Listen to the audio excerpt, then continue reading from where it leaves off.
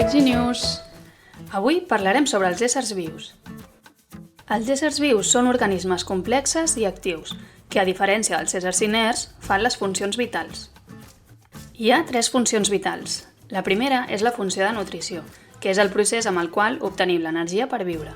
La segona és la reproducció, que és la capacitat de crear uns altres éssers semblants a un mateix. Per últim, la funció de relació és la que ens permet la interacció amb tot l'espai que ens envolta i ho fem sobretot gràcies als sentits. Els éssers vius estem formats per milers i milers de cèl·lules, que són uns components microscòpics que es troben arreu del nostre organisme. I sabeu què? La cèl·lula va ser descoberta pel científic anglès Robert Hooke, quan a l'any 1665 observava un bloc de suro amb el seu microscopi.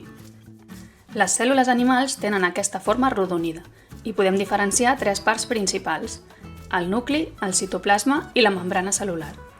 Com que tenen nucli, les nostres cèl·lules es diuen eucariotes.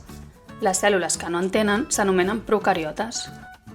Però totes les cèl·lules del nostre cos són iguals? La resposta és que no. En realitat, tenim més de 200 tipus de cèl·lules que tenen formes i funcions diferents. Per exemple, tenim neurones, que es troben al sistema nerviós. També cèl·lules intestinals, que estan als intestins. Tenim espermatozoides i òvuls, que es troben a l'aparell reproductor. I també cèl·lules musculars, que estan als músculs. Per últim, tenim glòbuls vermells a la sang. I tots els organismes tenen la mateixa quantitat de cèl·lules?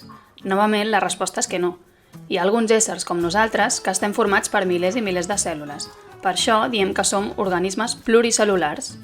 També hi ha d'altres que, en canvi, estan formats per una sola cèl·lula, que es diuen unicel·lulars, com per exemple els bacteris. En resum, els éssers vius són organismes formats per milers de cèl·lules que fan les funcions vitals. Aquestes funcions són la nutrició, la relació i la reproducció. Les cèl·lules eucariotes tenen diferents parts, la membrana, el citoplasma i el nucli, i realitzen diferents funcions segons la seva tipologia. I un organisme pot ser pluricel·lular, com nosaltres, o unicel·lular, com els bacteris. I fins aquí el vídeo d'avui, G-News. Espero que us hagi agradat. Fins aviat!